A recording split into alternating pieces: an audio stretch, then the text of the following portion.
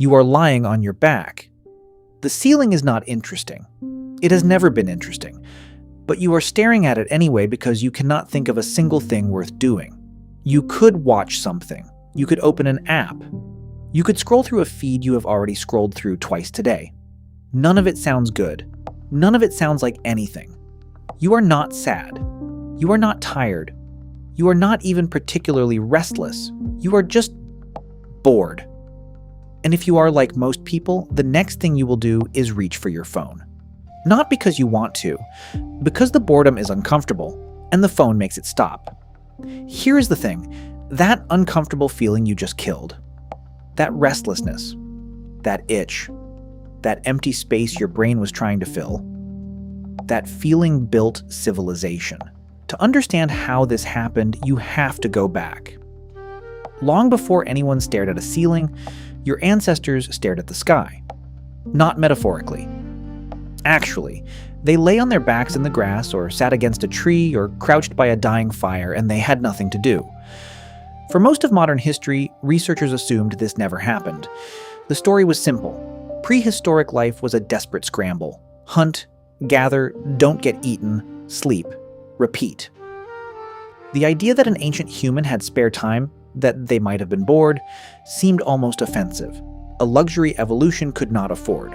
The story was wrong. Anthropologists studying the Hadza in Tanzania and the Kungsan of the Kalahari, the closest living models of what your ancestors' lives looked like, found something that upended decades of assumptions.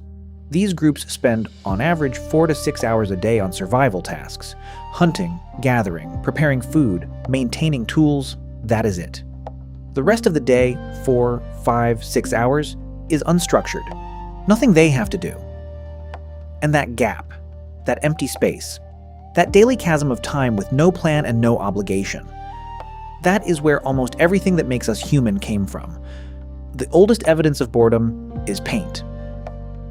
In a cave in Sulawesi, Indonesia, researchers found a painting of a pig. It is at least 45,500 years old. It was not a map.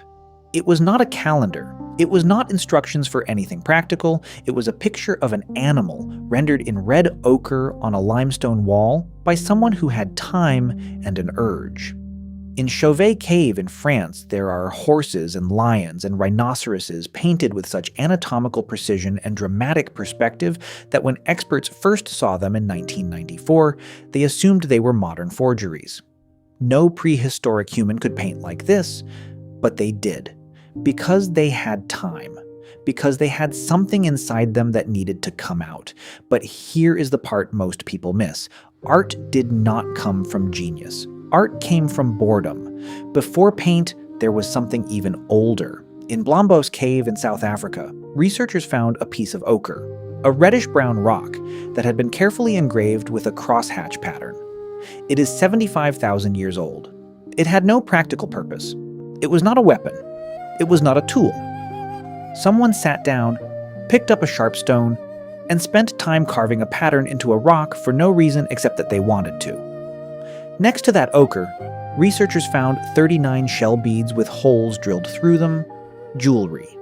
Someone, 75,000 years ago, made themselves a necklace.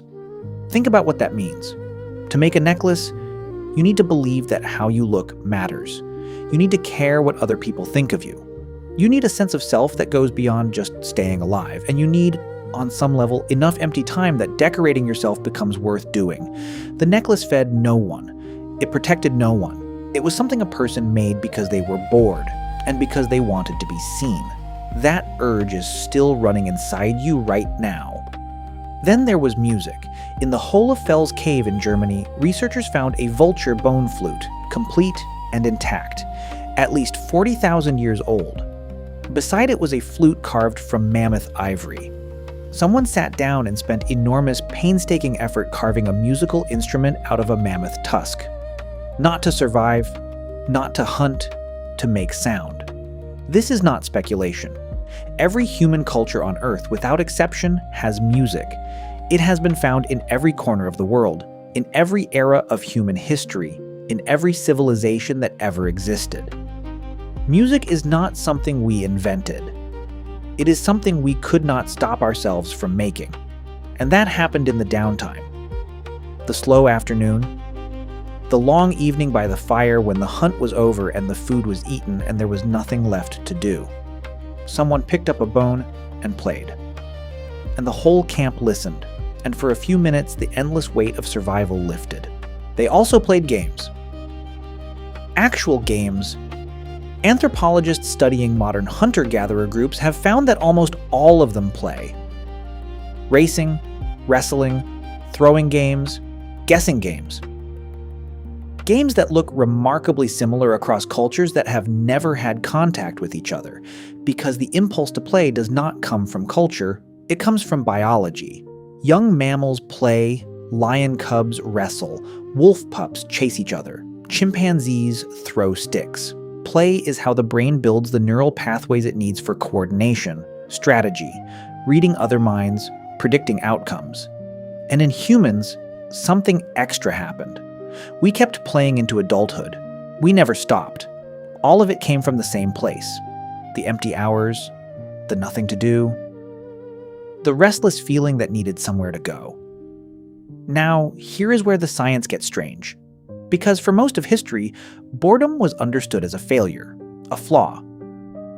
Something was wrong with you if you could not find anything worth doing. A philosopher at the University of Louisville named Andreas Elpidaro has spent years arguing that this is exactly backward. Boredom is not the absence of motivation. Boredom is motivation in its purest form. It is your brain's way of telling you that what you are doing right now is not meaningful enough. It is a call to action. Elpidaro calls it a signal. Like hunger tells you to eat and fear tells you to run, boredom tells you to find something that matters. And when that signal works, when boredom is allowed to do its job, extraordinary things happen. In 2014, a psychologist named Sandy Mann at the University of Central Lancashire decided to test this directly. She brought people into a lab and made them do something excruciatingly boring. One group copied phone numbers out of a phone book for 20 minutes. Another group did nothing, they sat with their own thoughts. Then she gave everyone a creative task. Come up with as many uses as possible for a pair of polystyrene cups. The bored group, the people who had just spent 20 minutes doing something mind-numbing, produced dramatically more creative ideas. Not just more ideas, better ones. More original, more unexpected, more divergent. Boredom did not make them dumber. Boredom made them more creative. This is not speculation. The experiment has been replicated. The effect is real. The reason lives in a part of your brain called the default mode network. When you are focused on a task, writing an email, following a recipe, watching a video, your brain runs in what neuroscientists call the executive network. It is focused. It is linear. It solves the problem in front of it. But when you stop, when you let go of the task and your mind drifts, that is when the default mode network activates. And the default mode network does something the executive network cannot do. It wanders. It connects things that are not obviously connected. It pulls up old memories and half-forgotten ideas and smashes them together in ways that feel random, but are not random at all. This is the neuroscience of daydreaming. This is why your best ideas come in the shower, or on a walk, or in the middle of the night when you cannot sleep. Your brain was not designed to be focused all the time. It was designed to alternate between focus and drift, between the executive network and the default mode network. Between doing and being, boredom is the signal that triggers the switch. When you feel bored, your brain is asking you to stop chasing stimulation and let the default mode network take over. It is asking you to drift. And here is the part nobody talks about. We have built a world that makes this impossible. A 2024 study published in the journal PMC found something that should terrify you. Digital media does not cure boredom. It makes boredom worse. Here is how. Every time you scroll, your attention splits. You are half watching a video, half reading a caption, half thinking about the notification that just buzzed, half wondering what else is in the feed. Your brain never gets a clean signal. It never gets bored in the deep, productive way that triggers creativity. Instead, it gets something worse. Shallow boredom. The kind where you are doing something, but it does not feel like anything. The kind where 3 hours disappear and you cannot remember a single thing you saw. The study found that digital media increases boredom through 3 mechanisms. First, it divides attention so nothing ever feels fully engaging. Second, it raises the threshold for what counts as interesting. After enough high-stimulation content, the real world feels dull by comparison. And third, and most devastatingly, it reduces the sense of meaning in whatever you are doing. You are not just distracting yourself. You are training your brain to need more stimulation to feel anything at all. Your ancestors did not have this problem. When boredom arrived, they had to sit with it. They had to let it work. They had to let the default mode network do its strange, meandering, creative work. And out of that empty space came art, music, games, language, and eventually, everything else. You have more tools to kill boredom than any human who has ever lived, and you have never been more bored. Think about the last time you let yourself be truly bored. Not scrolling in an elevator bored, not waiting for a video to load bored, actually bored. Nothing in your hands, nothing in your ears, nothing pulling at your attention, just you and the empty space. When did you last let that happen? For 300,000 years, that empty space was the engine of human creativity. It was where the first painting came from, the first song, the first story told around a fire that was not about what happened today, but about what might happen, or what happened long ago, or what could happen in a world that does not exist yet. The first person who looked at a rock and thought it could be something else. The first joke, the first dance. None of it was necessary. All of it was boredom finding somewhere to go. The ceiling is still not interesting. It has never been interesting. But the next time you find yourself staring at it, the next time that restless, uncomfortable, empty feeling shows up, do not kill it. Sit with it. Let it work. See where it wants to take you. Your brain is not broken when it feels bored. It is asking for something real.